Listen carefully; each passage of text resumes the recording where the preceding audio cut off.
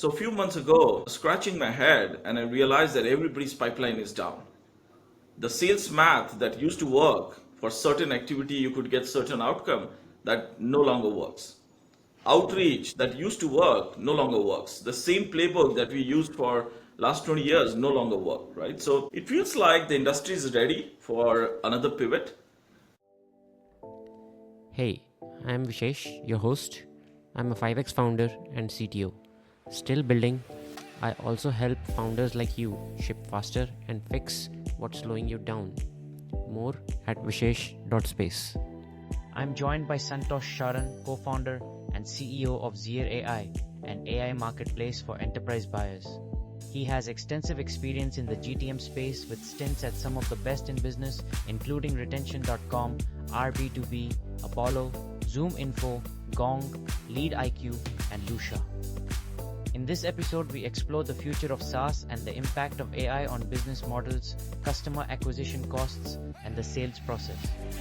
We discuss the importance of smart automation, unique data strategies, and community building to create a competitive moat.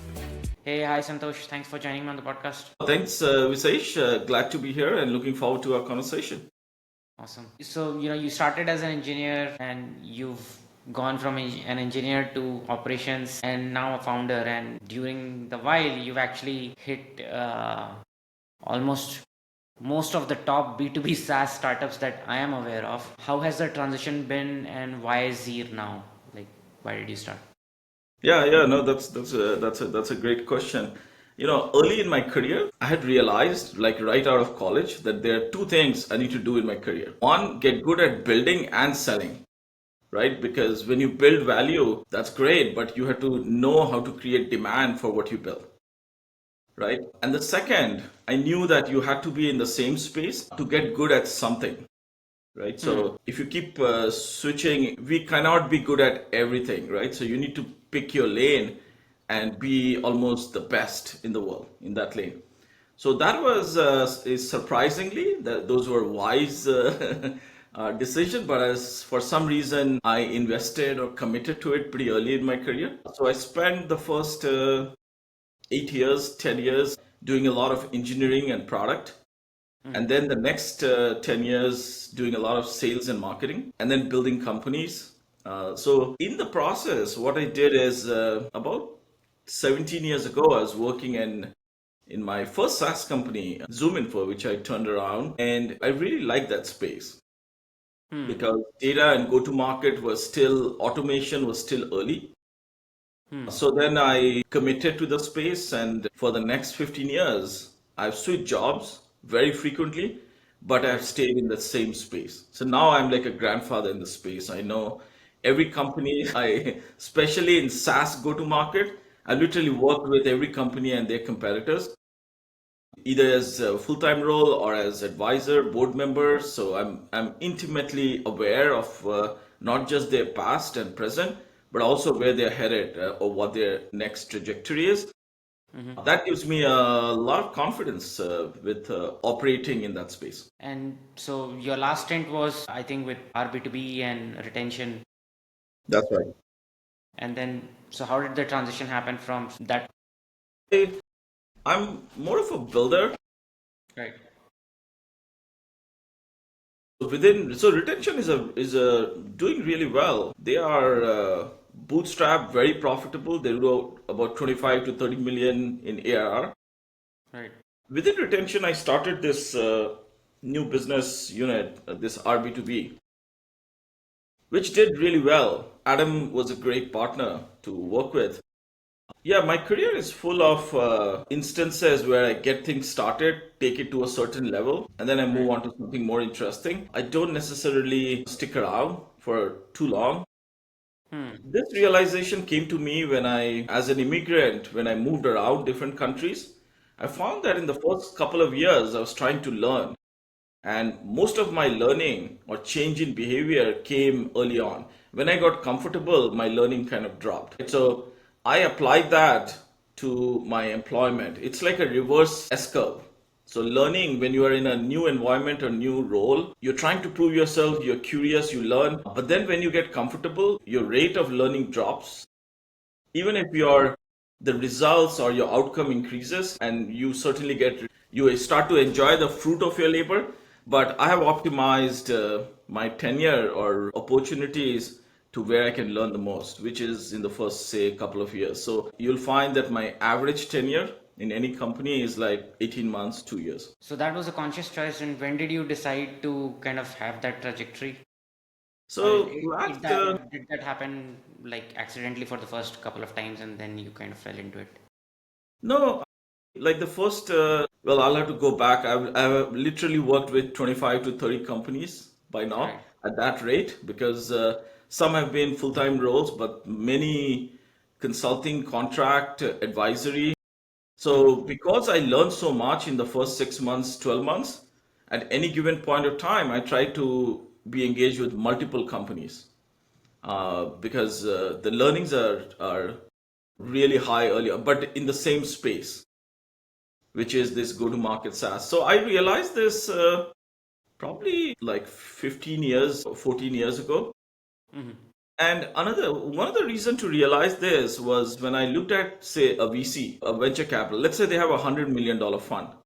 Now they can take a risk and say, let's invest all 100 million into the best company I run into.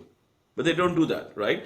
The portfolio theory in finance tells us that you have better outcome if you spread the risk across, say, 100 ventures and give them a million each rather than put all 100 million into one, right?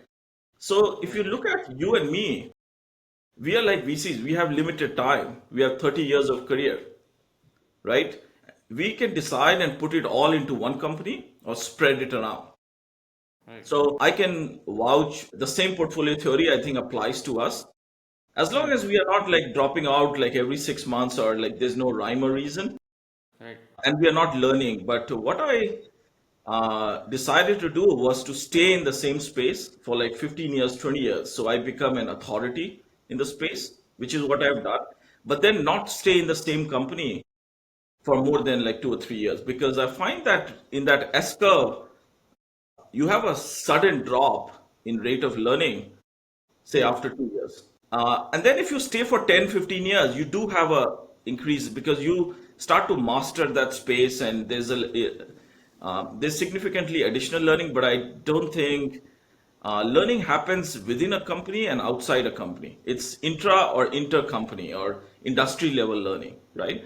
So I'd rather be at different companies to learn about the industry, which is much faster way to learn and build connections and rather than be in one company for 15 years to learn, which is a much slower rate of learning. Yeah, makes sense. Yeah, makes sense. I bet given you've been in the space, hiring must be very easy for you because you've also gone around so many companies. And so, what are you doing with Zeer? Do you want to walk us through what Zeer is about and where are you guys in your journey right now? Yeah, we are fairly early. For the last half of my career, I've been helping go-to-market companies, or Right. go-to-market SaaS companies, right? And we have seen a lot of automation that have helped go-to-market SaaS, right? So with outreach, with insights, with data, it seems like if you think about, so a few months ago, scratching my head, and I realized that everybody's pipeline is down. The sales math that used to work for certain activity, you could get certain outcome that no longer works. Outreach that used to work no longer works. The same playbook that we used for last 20 years no longer work, right? So it feels like the industry is ready for another pivot. And the same automation that built this industry is no longer good. The future entails smart automation, not dumb automation. You can't just download a list of 10,000 email from somewhere and blast it out. Right. It used to work 5 years ago, 10 years ago, right? But now it's just not a good use of investment. So I was thinking, what is next? And that is what led to Zeer. I waited for like 12 months to see if somebody else does it or study the space. But it's basically what I'm doing is turning go to market upside down. So instead of sellers reaching out to 10,000 potential buyers to find the 10 that are in market to buy, what I'm doing is I really studied the market. I interviewed about 200 buyers on how they buy. So what I'm building is a research solution where buyers can come and ask questions and get AI help to research or to solve their problems, business problems. So instead of Gartner or G2, this is more relevant and more deep. But with AI, you cannot solve all kinds of research workflows that you couldn't earlier. So with those research, I'm also helping them or matching them using AI to the right products. So instead of thinking the same CRM, because they invest more in marketing, is applicable to everybody out there, like what Gartner Grid or G2 Grid do, right? So we are saying there are 800 CRM. The same CRM cannot be good. Like you can't rank them into top three CRM and everybody in the market has to use. So we are using a ton of AI and workflow and data and proprietary information to match, say, a CRM that is different for agency and different for certain verticals and so on. So if you're interested in, say, international support, then it could be a very different CRM. Maybe you need AI native or you need outreach capability, or you are a PLG company, then maybe a different CRM matches with you. Rather than say that HubSpot and Salesforce and whatever base CRM are the top or CRM. Yeah, so we think that is the future of buying and selling because then buyers come to us. They do research. We know they are in market to buy.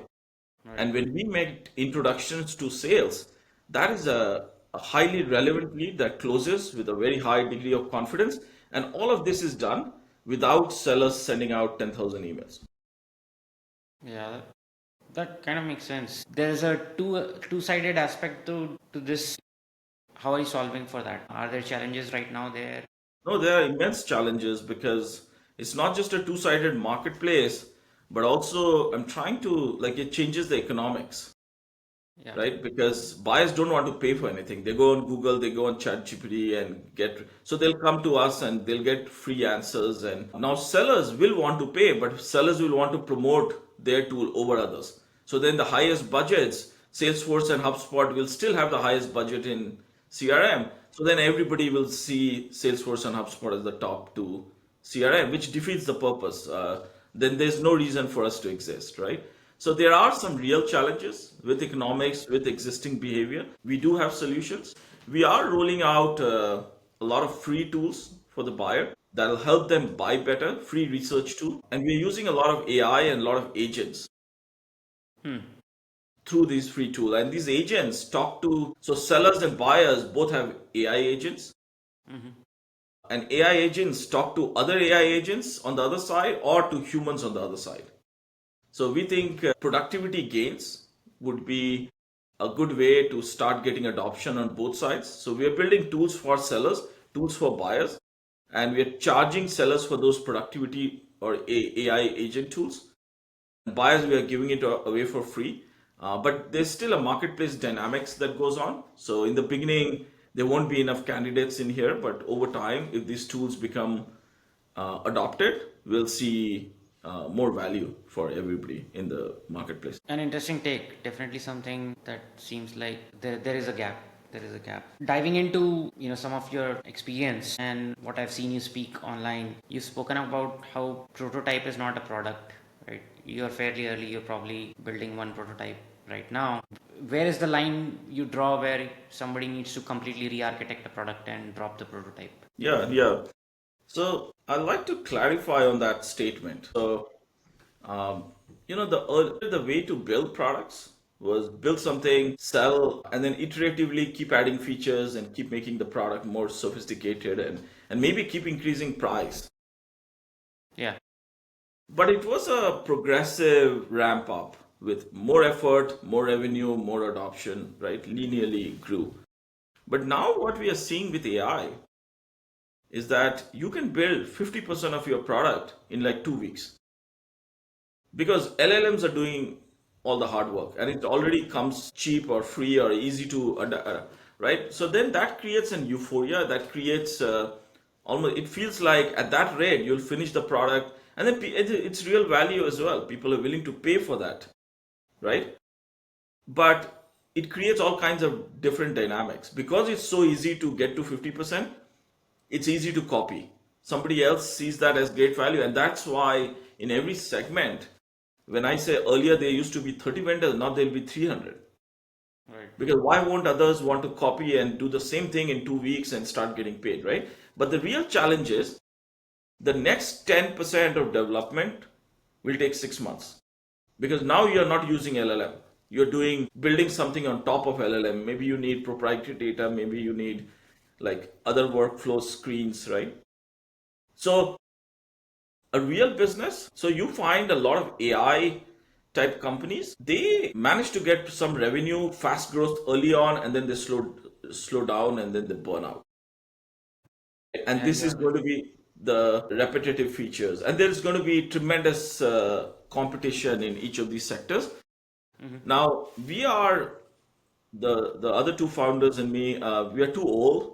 We kind of, if it's not a large business or $1 billion, or we don't have an unfair advantage, we don't want to do it. yeah. So we are also looking to build so there are ways to get around this problem, right? The problem is no matter what you build, it'll get copied. And the product itself is no longer a moat because with AI, it's so easy to copy, right? And the timing of going to market is really important. You need to be aware that there's early euphoria, but then it's like going to be slow, right? So we have some solutions. I do think the way people developed ventures in say 2026 is going to be very different than the way they developed till 2024. We are undergoing a transition or a pivot point with AI and LLMs being adopted, and then VCs and founders will have to take care of that. And so by that you mean what? Adjusting the burn, the pace. Yeah, so the entire business model will have to be thought out. Just building an endpoint solution is no longer good because it can be copied. Right. You have to think about building a platform. You have to think about moat. When moat is not in the app, then where is the moat? Where is the barrier to entry, right? It has to be in a community or in like proprietary data or some kind of go-to-market strategy that's unique to you that others cannot replicate. So, but those are where the moat is shifting outside of like just a bunch of screens into do you have like a data contribution plan, which is unique? Do you have a business model innovation? Maybe you can build three other apps that kind of feed off each other and give data to each other. But those are the strategies that are going to differentiate the winners from the losers. Interesting.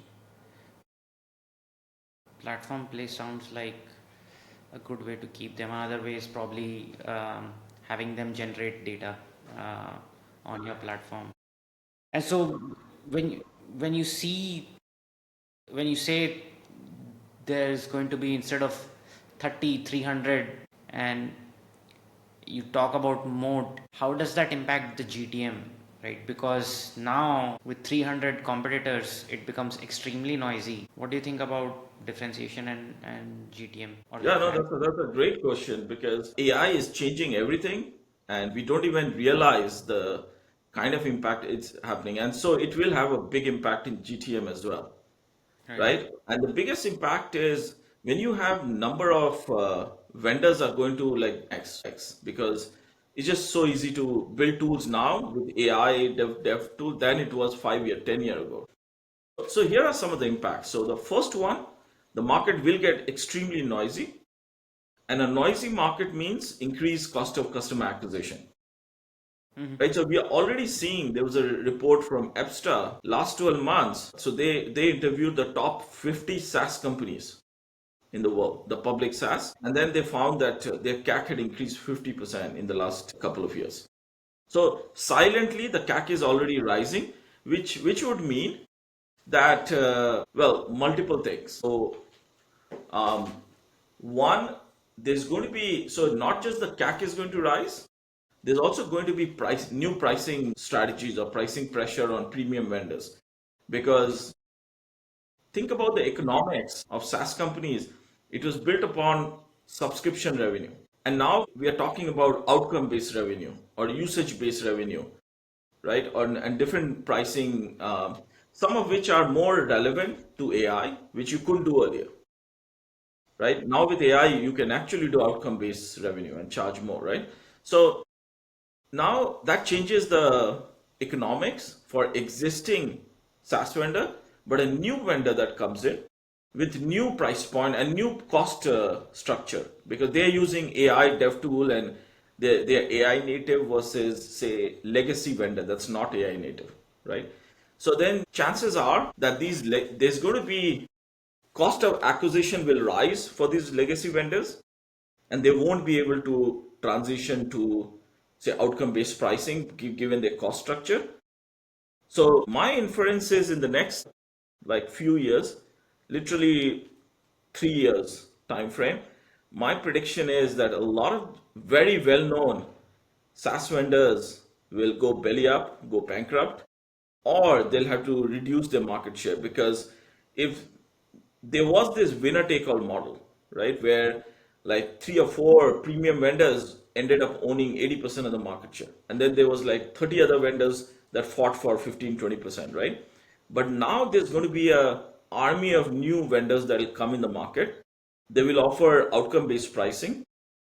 And then a lot of the buyers that were paying premium pricing to these premium vendors will go to, so there'll be a marketplace, like a more even distribution of marketplace where the premium vendors are going to lose some market share and then new incumbents will gain market share. Yeah, it's going to be very interesting. I think there's going to be democratization, great for the buyers Yeah. because they'll probably see the cost of SaaS go down tremendously. And you think these new players that come in, so legacy players traditionally, especially on the enterprise side, have been bulky operations, bulky licensing, very heavy support, change management, and all that. With these new players coming in, do you think they'll be able to service some of the existing enterprise customers who are used to the kind of services that the legacy players provided? And yeah, Yeah, I how think does so. that They'll change the rules of the game. So, like for our B2B, right?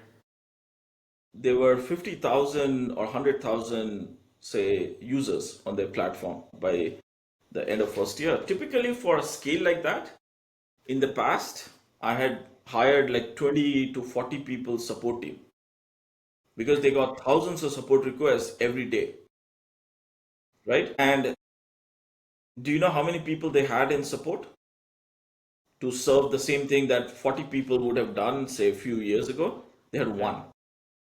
One. One. And then what that person did was not even support. This person, Rob, he focused only on creating content and they use Intercom Fin for AI type support. Now, of course, some customers won't be happy and they would want human and they leave.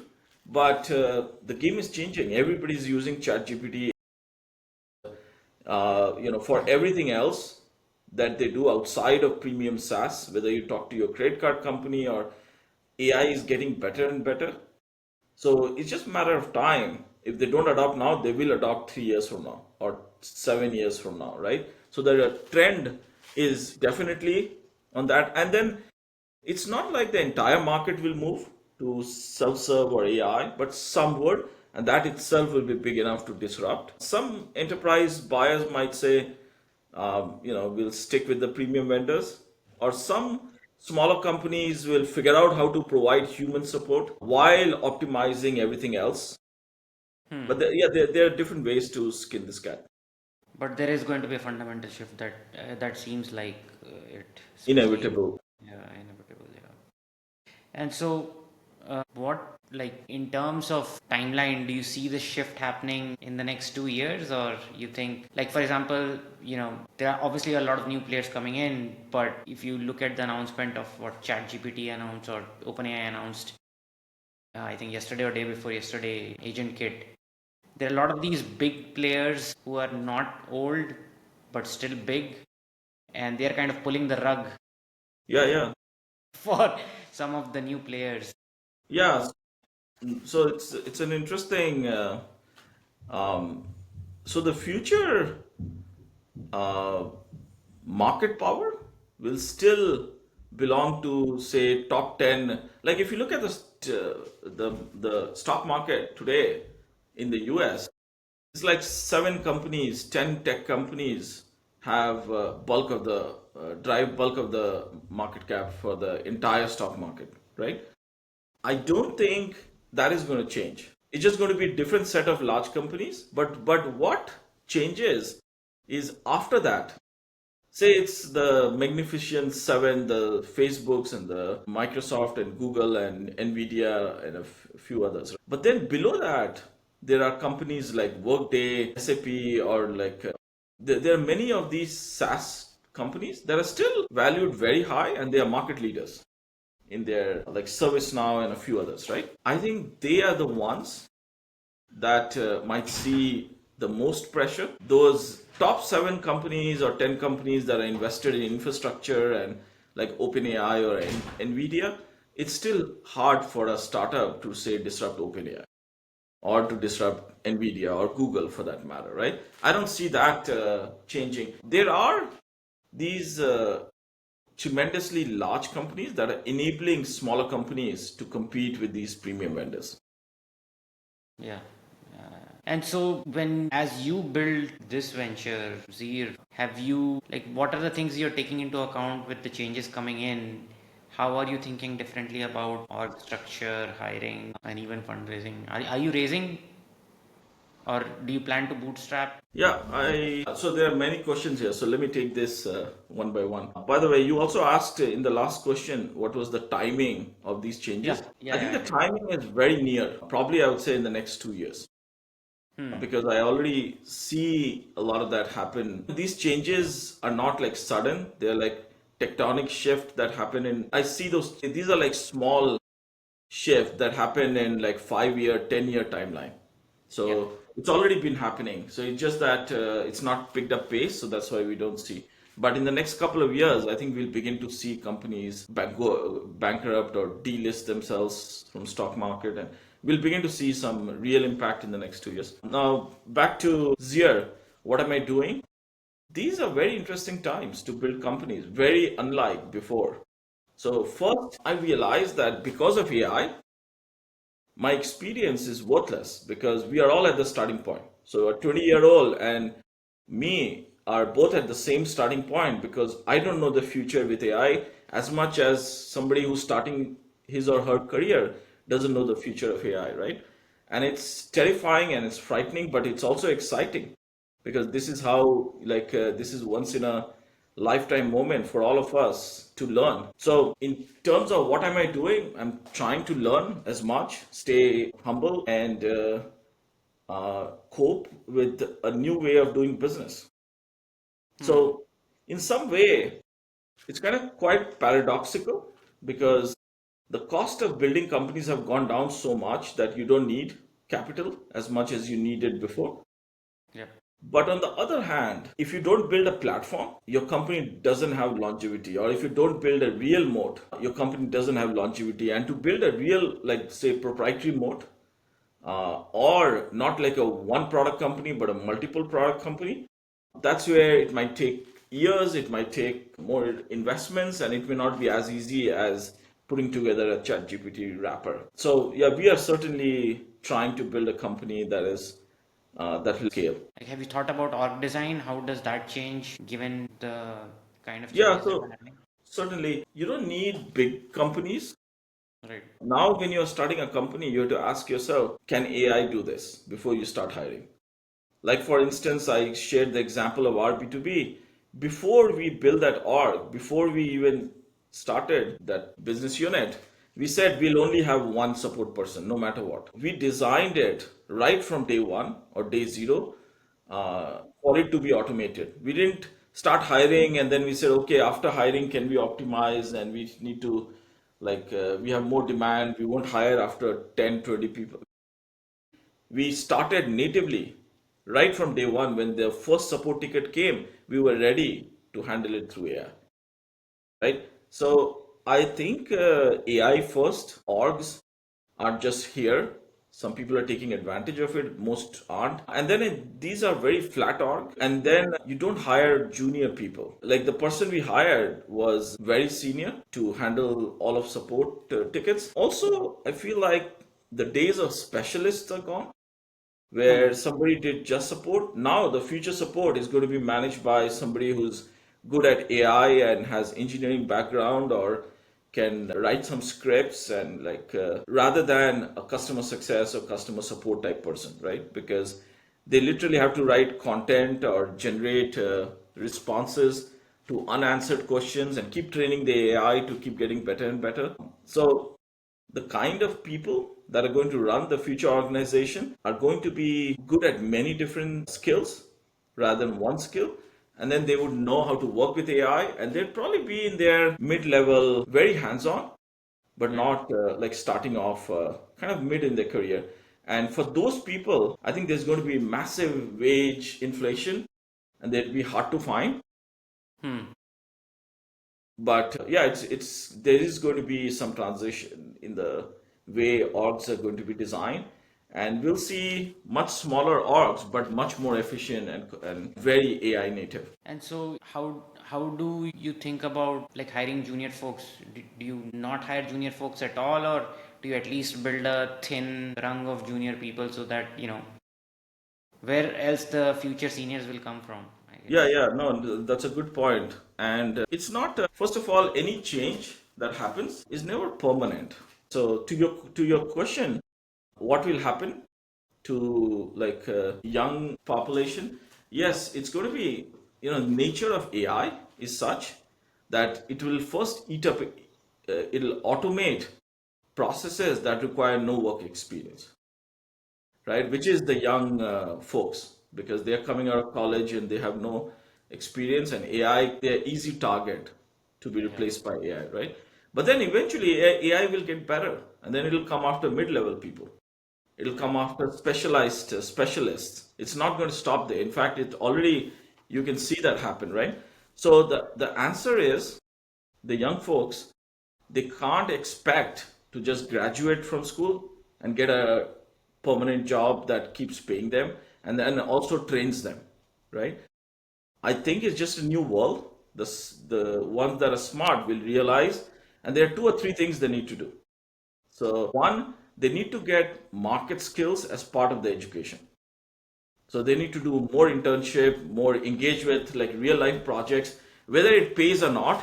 But the training risk was with the companies that hired them. Now the training risk is on them. So they have to figure out how to get trained, and companies will not take that responsibility because everything that's going on will also have an impact on a lot of these outsourcing companies, for instance. AI will come after them, right? So then they were training because they could. So there's complex dynamics there.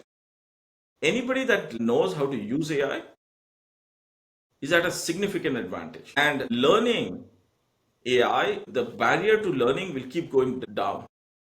Anyone with a phone will be able to learn how to use AI. So if you can, think about, don't look at it as that youngsters will not have a job, which many won't, but then they deserve not to. But think about it this way. Now they have opportunity to take up jobs that they couldn't before because of AI, Yeah, they could. right? For instance, AI is a leveler today on communication. So countries that are, say, non-native English-speaking population, they can now communicate far better using AI that they couldn't earlier, right? Where the language itself became a barrier to entry for global workforce, right? Even though they had all the knowledge in the domain, but lack of language became a barrier, which was unfair, right? But now language will increasingly become just another tool, and it's not going to be a premium paid on high level of communication because AI will create that leveler, right? So for somebody who's good at some domain, they will have job opportunities. They'll be able to compete with a whole new population that they couldn't earlier, as long as they're using ChatGPT and OpenAI, right? So there are going to be new opportunities that will come to young population that didn't exist earlier. Given the changes in how talent is going to come in the industry, in terms of trajectory, do you feel like people should focus on moving on in a couple of years and kind of keep up with does the learning time frame still apply the Yeah, yeah. way you So looked at your career? Yeah, I think I didn't answer this question properly before. So let me take this and be more clear. I think youngsters should not depend on learning from one job anymore. The pace of learning has gone so high that first, if they do like their job, they should stay in the job. They don't have to keep switching just to learn. But I would suggest while they are in the job, they should do three other projects on the side, right? And not to make money, just to learn. Because the pace of learning, like I said, is high when you are trying to build something, when you're trying to, there's no reason why not to build and destroy and build something new again, just to keep learning, right? You don't have to turn what you build into a company, or I've done many of those when I was in the builder phase, right? So it's difficult to anticipate that you can learn everything that you need for your future from a single role, right? So that mindset shift has to happen. Earlier, the emphasis was not so much on your learning, it was, are you valuable to the company? And then the company could keep paying. It was more on whether you were earning or whether you were, it was survival, right? Now the emphasis is going to be, there's going to be wide disparity between few people will get paid the most and the rest will get paid less. So I think the wage disparity will increase as well over time. And then the few people that get paid the most are the ones who really, really know. So imagine if AI is going to be at the new level for most jobs. So even people that are working, they're using AI for half of their role, right? Fast forward, say 5 years. So then there will be people that AI cannot, let's say, take on for a variety of roles, right? So clearly the wage disparity will increase, right? So then you want to be one of those, right? And then for that, I feel like anticipating your existing role to teach you to be one of those is going to be very difficult to expect, right? Earlier, you could just learn some coding skill in a company and that was good enough to get another job that but I think in future you have to intentionally try to learn something outside of your current role to get to those highly sought after roles. Is it making sense? Yeah. I think Paul Graham also recently, I think last week, said put out some comment around early stage founders should stop worrying about, or college grads should stop worrying about building a company. They should just build stuff for fun Right. and figure out the if there is a company later. I think what you're saying is very aligned to that, and Just solve your own problems and you don't have to worry about getting paid. So I remember about 25 years ago when mobile phone was very new, I had bought my first mobile phone, right? And phones didn't have any internet. And the internet I had at home was using a modem where you had to call, right? And I had just started doing stock investing. So I was like beginning to. So I remember at that time, 25 years ago, I wrote a program which took me maybe a couple of weeks to write, where I could call my home phone using my cell phone, which was like those Nokia, like dumb phones, right?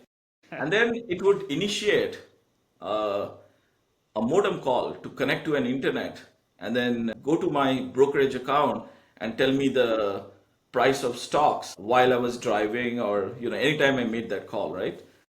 It was not I just built it out of fun because I thought that use case would help me. There are hundreds of use cases like that would help us in our own life. I never commercialized it, but I used it for like a year and a half until I found some website that could do the same.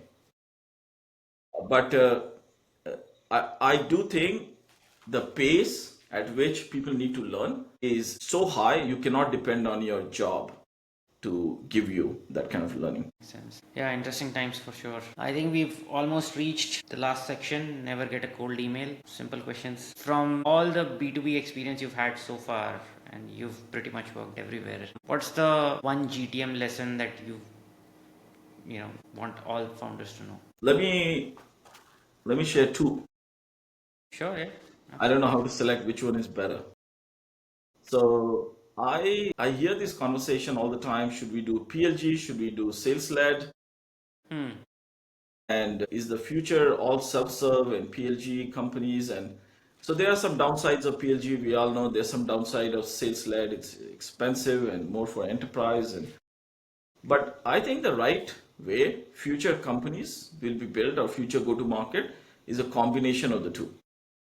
Where with self-serve and PLG, you generate leads and then you go to those leads and kind of expand. But your product, your go-to-market teams, they all need to be structured to handle both. Right now, every company thinks they have to do one or the other, but not both. So I think that's a Start with one and move to the other, or moving to the other. yeah, or move as they get more revenue, they don't want to do PLG and they only want to do sales-led, right? But finding the right way to do both is probably the best. The second, I think buyers or marketplace are like living thing. Right. These sellers, it is 50% of sales budget goes into top of the funnel, like lead gen, where they're trying to find buyers to buy. I think the biggest misconception in go-to-market right now is if sellers can pitch, they can demo, they can convince a buyer to buy. Really, what they need to do, and I spoke to many buyers, and buyers have questions that need to be answered. They're not looking for pitches. They're not looking for 30-minute calls. They're not looking to be, they just have like one or two questions. If sellers can find a better way to just respond to those questions, just the way the buyers want, and help the buyer buy better or help the buyer with their journey, they can earn the trust of the buyer and maybe get. But sellers don't do that. Sellers see buyers ask question, they start demoing their product, they start making the pitch, right? And then they feel like they're doing their job, but they lose a lot of deals in the process. You think branding will play a bigger role in that, where you put out a lot of content that is around the buyer questions, and Totally. hopefully some of those Yeah, I will think convert. content will play a big role. AI will play a big role where buyers can get response to and these are some of the buyer tools we are building at Zeer as well. Any book or movie that inspired your working philosophy, either as an ops person or a founder now? So there's a book I read many moons ago from Naval Ravikant, this almanac, right? So which is a popular book, but there were some aspects that really touched me and have kind of stayed with me over time on like why what you do, why is it important in the bigger scheme of things, and what do you really pursue. And yeah, I think it's a very foundational book for anybody that wants to, especially early in their career. Now, where you can do anything. Right, especially now. Where can people find more about you and about Zeer? Are you already accepting startups to your marketplace So, and like sellers to your marketplace? yeah, we are intentionally kind of keeping Zeer under the wrap. We haven't officially launched. We are working with some design partners and select accounts. If there's interest, go to our website, zeer.ai. There's a wait list, or just write to me on LinkedIn. That's the best place to reach me, or my email is santosh@zeer.ai. I am always having these conversations, so happy to connect and share more on Zeer. We are intentionally kind of keeping this under wraps for the reasons I mentioned earlier, right? Just we are building a platform, not an endpoint. So we're building a whole bunch of apps, buyer level enablement and go-to-market apps. We think we'll start rolling them out before end of the year. We have about 20 accounts that are using it, but we want to get some results and so on before opening it to the public. Well, Santosh, it was really a fun chat, and thanks for taking the time. I loved it. Yeah, likewise. I enjoyed this conversation as well. Thanks. All right. If you found this valuable, you can subscribe to the show on Apple Podcasts, Spotify, or whatever your favorite podcast app is. See you in the next episode.